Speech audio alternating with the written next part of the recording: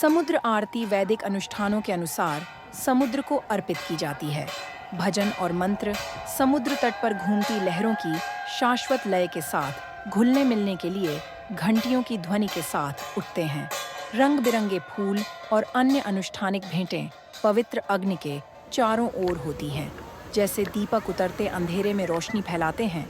समुद्र आरती अपार सांसारिक सुंदरता का दृश्य प्रस्तुत करती है। समुद्र की यह प्रार्थना गहरे आध्यात्मिक महत्व से भी जुड़ी हुई है। यह मानवता और हमारे आसपास की प्राकृतिक दुनिया के बीच शांति और सद्भाव का संदेश फैलाने के लिए किया जाता है। समुद्र भगवान विष्णु का निवास स्थान है। पृथ्वी पर जीवन की उत्पत्ति समुद्र से हुई। जल से ही सभी प्राणियों का भरण पोषण होता है। समुद्र ब्रह्मांड से जुड़ा हुआ है। इसके ज्वार स्वर्गीय पिंडों के खिंचाव से प्रभावित होते हैं। समुद्र की विशालता हमें इस अनंत ब्रह्मांड के दिव्य निर्माता की याद दिलाती है।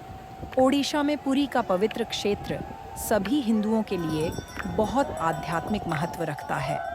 भगवान विष्णु यहाँ ब्रह्मांड के स्वामी भगवान जगन्नाथ के रूप में निवास करते हैं।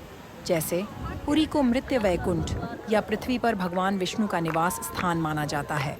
पुरी, रामेश्वरम, बद्रीनाथ और द्वारका के साथ सबसे पवित्र हिंदू 4 धाम या 4 दिव्य स्थल हैं। युगों युगों से साधु संत दिव्य ज्ञान की तलाश में यहाँ आते रहे हैं। समुद्र आरती पहली बार 2008 में पुरी के वर्तमान शंकराचार्य द्वारा प्रकृति की इस खूबसूरत दुनिया की भलाई के लिए प्रार्थना के रूप में की गई थी। उस समय समुद्र की अजीब बेचैनी ने स्थानीय निवासियों को भयभीत कर दिया। उन्हें डर था कि सुनामी आ सकती है। जब से शंकराचार्य ने समुद्र की संध्या प्रार्थना करने की परंपरा शुरू की, माना जाता है कि समुद्र शांत हो गया था।